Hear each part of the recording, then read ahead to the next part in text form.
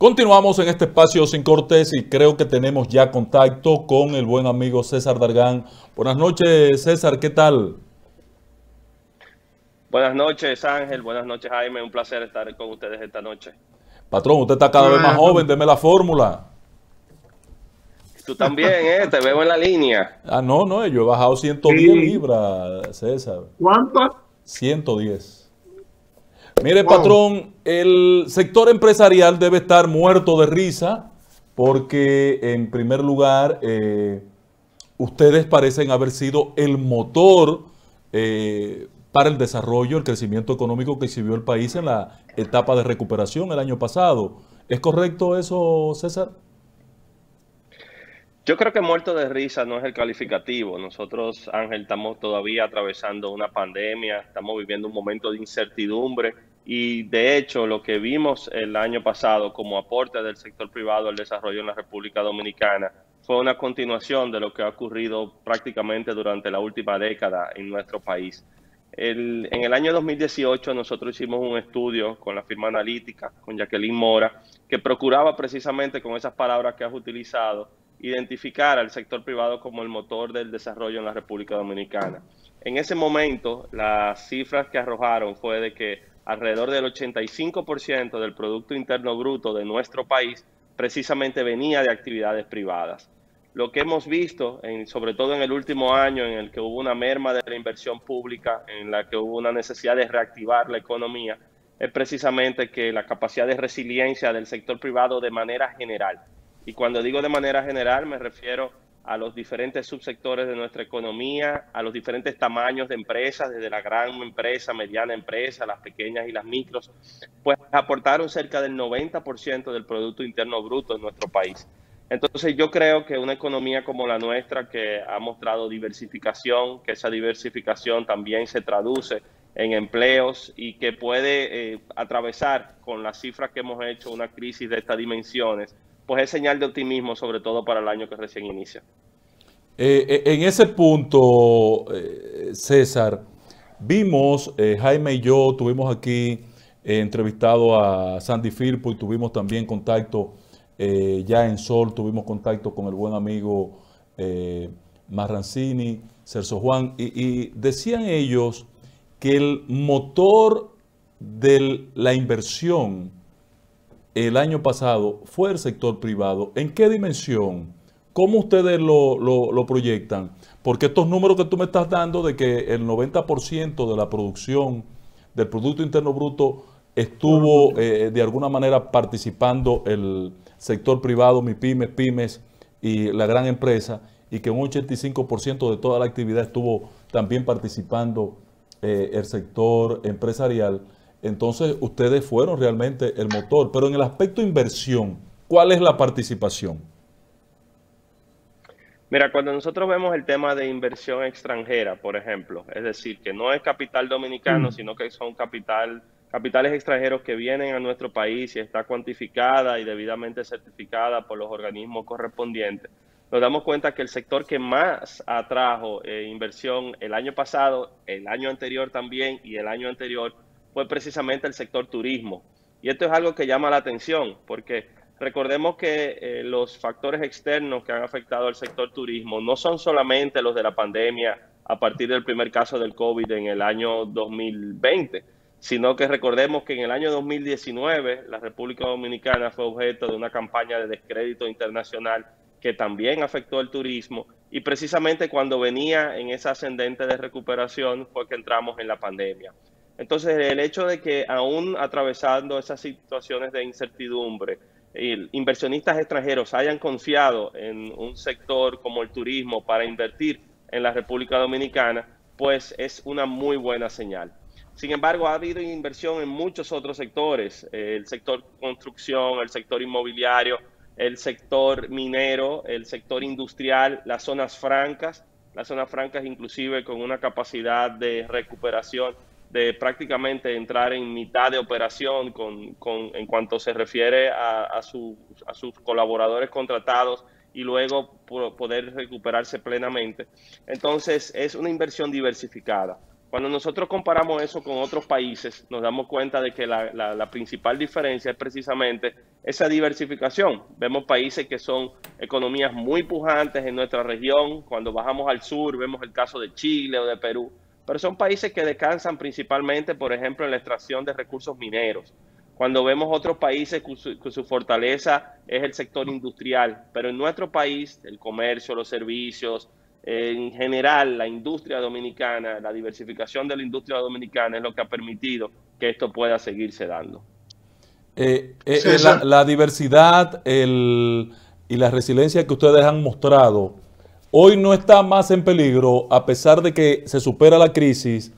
Sin embargo, el gran periodo que ha vivido la crisis del transporte marítimo, de la disponibilidad de contenedores, hoy no pone en peligro realmente, porque es mucho el tiempo que ha transcurrido y parece que durará un poco más.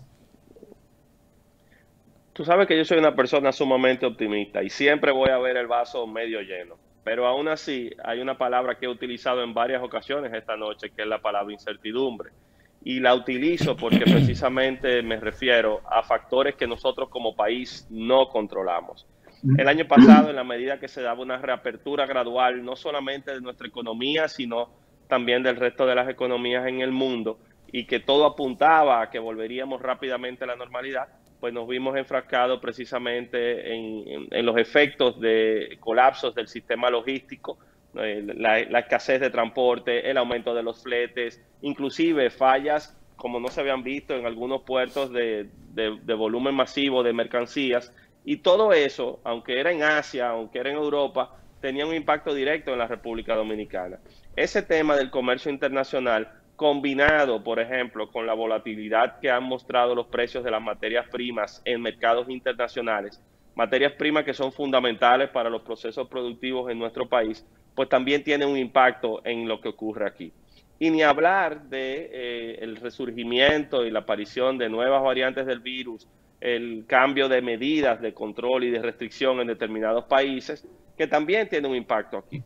Ahora bien, cuando cerramos y vemos en las cifras preliminares lo que ocurrió el año pasado y nos damos cuenta de que tuvimos cifras de exportación récords sobre los 11.000 millones de dólares, que tuvimos recepción de remesas, que nuestra pujante diáspora, principalmente en los Estados Unidos, pudo enviar remesas por encima de los 10.000 millones de dólares como nunca antes. Eso también ha afectado por situaciones externas como los incentivos que se estaban dando en los Estados Unidos.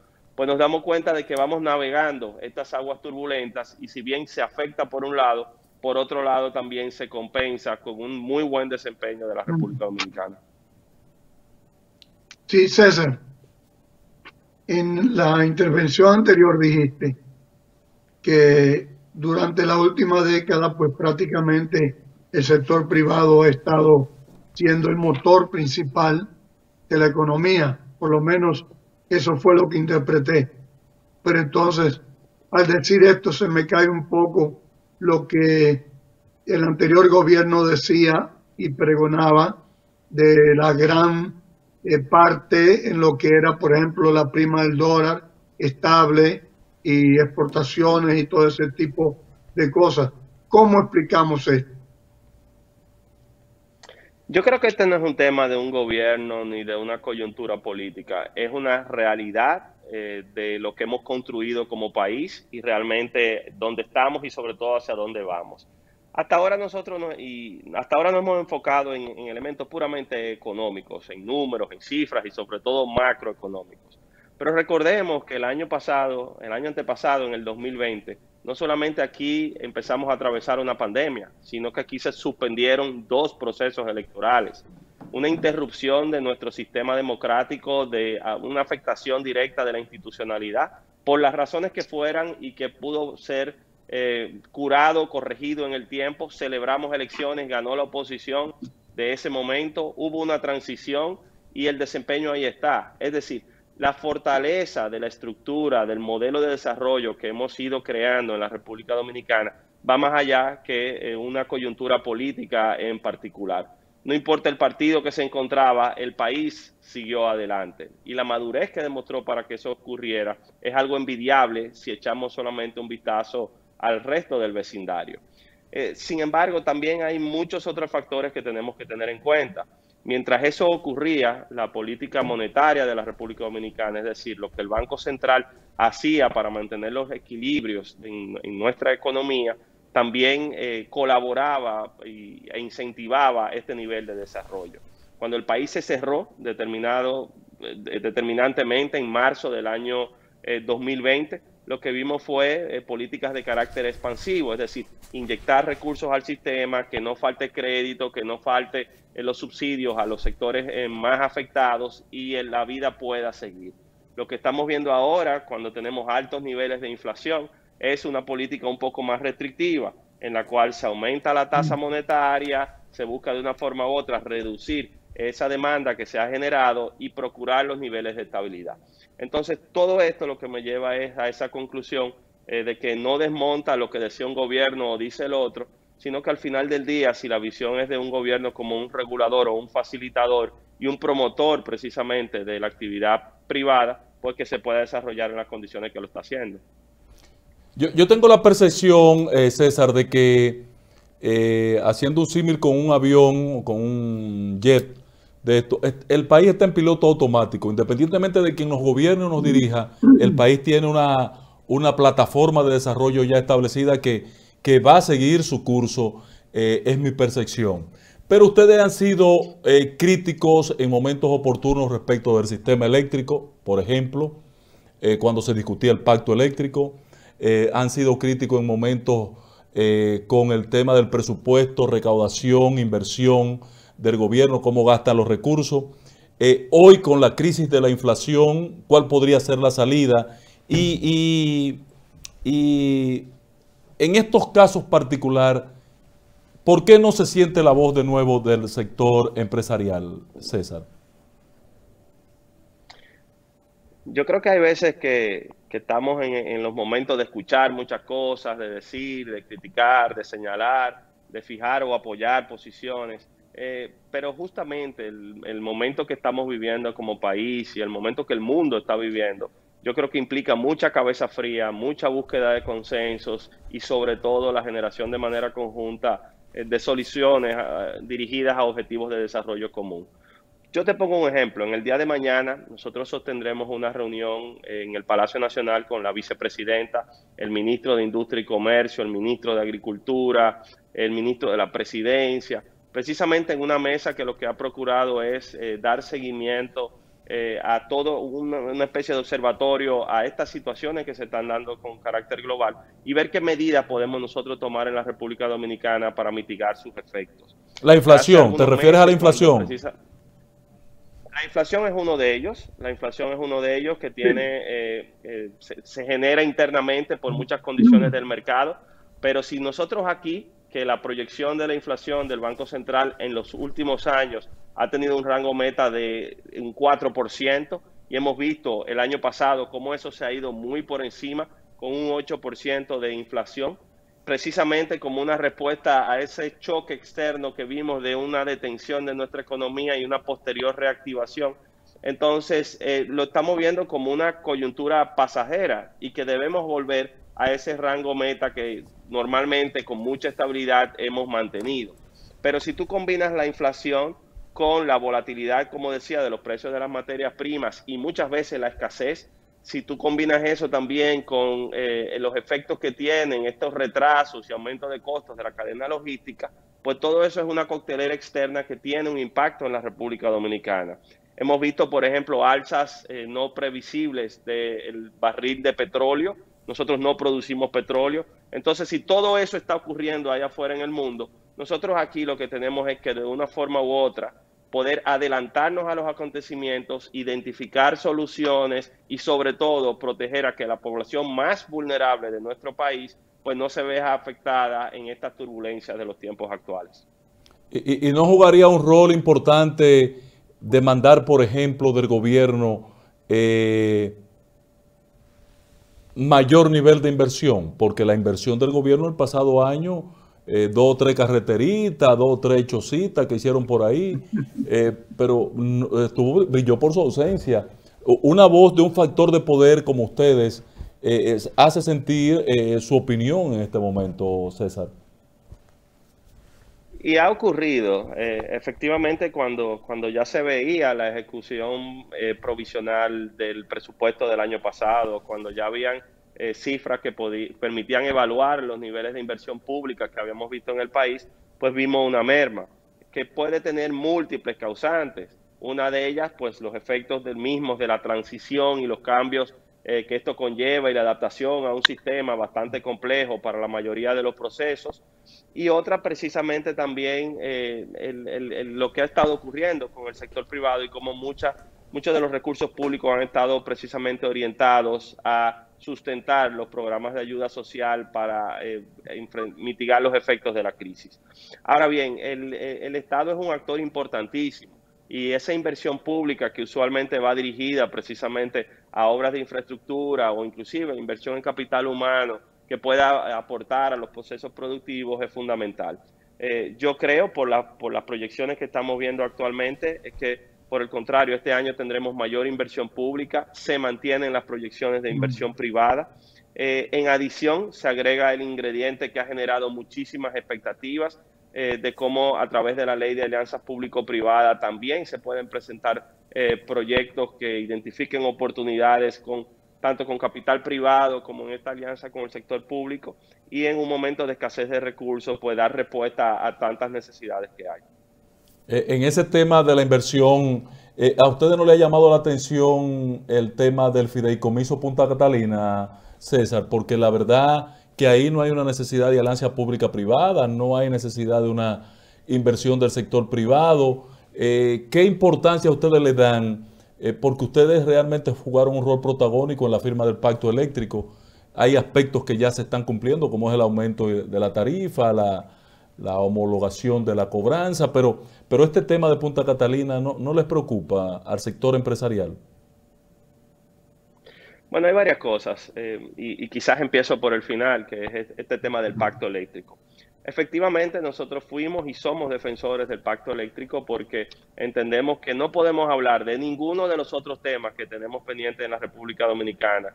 No podemos hablar de reformas estructurales mucho más profundas si no buscamos una solución definitiva y sostenible a lo que estamos viendo en el sector eléctrico.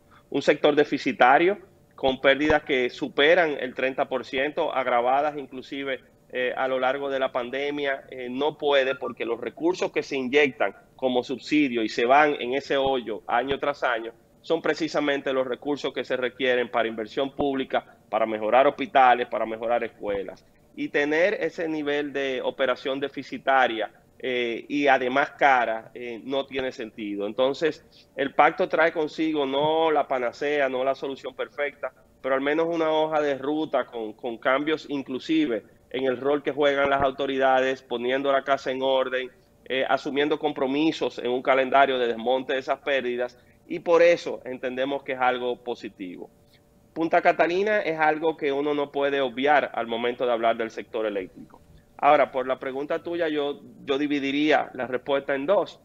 Por un lado, Punta Catalina, su origen, la decisión de construirla, el proceso de adjudicación, la construcción de la obra en sí, y eso ha sido un tema de bastante discusión y crítica y defensa, que tendrá que seguir el curso que tenga que seguir para poder transparentar y aclarar hasta el final cualquier duda que haya generado ese proceso. Sin embargo, el otro es que ya Punta Catalina es una realidad. Nosotros tenemos una planta de dimensiones mayores construida precisamente con recursos públicos y todos somos dolientes de que su gestión se pueda realizar de la manera más efectiva posible. Y en ese sentido, si esa gestión es una gestión pública, si es una gestión compartida, público-privada, si hay una participación privada, yo no me atrevería a satanizar por adelantado un modelo híbrido que se pueda producir. De hecho, si me refiero a dos de las alianzas público-privadas, quizás más antiguas y más exitosas que todavía al día de hoy tenemos en nuestro país, son precisamente en el sector de generación eléctrica. Y a veces la gente desconoce que la empresa generadora de Jaina, Eje Jaina, o la empresa generadora de Itabo, son dos empresas de capital público-privado en el cual la gestión ha recaído precisamente en el sector privado, que cumplen con el rol que están llamados a jugar, generan utilidades, ofrecen un servicio de calidad e inclusive el Estado recibe un retorno importante por su participación. Entonces, no importa la modalidad que sea, yo creo que ahora saldrán a relucir más detalles que nosotros mismos desconocemos de lo que se está planteando, pero siempre y cuando se haga en un marco de transparencia, de equidad de participación de los posibles interesados y sobre todo aporte a una buena gestión de Punta Catalina, pues debe ser respaldado. Yo tenía hoy el temor cuando te llamé, César, de que tú estuvieras en España.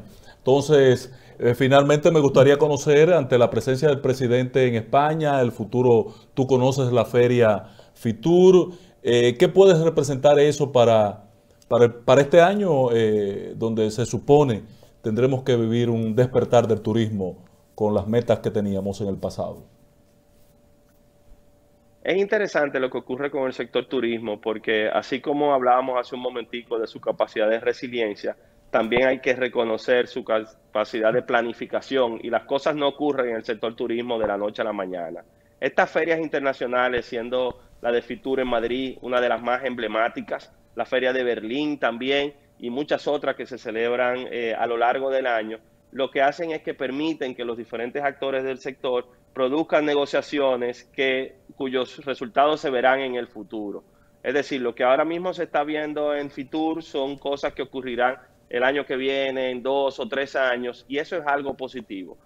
Esta primera ocasión en la que podemos coauspiciar la feria con la participación del presidente de la República y un altísimo interés de inversionistas, pues nos llena de optimismo. Ojalá que los anuncios que se hagan en esta semana sean precisamente la concretización de muchas de estas buenas intenciones, porque al final del día el turismo es fundamental en esa ecuación de desarrollo que nosotros hemos venido construyendo.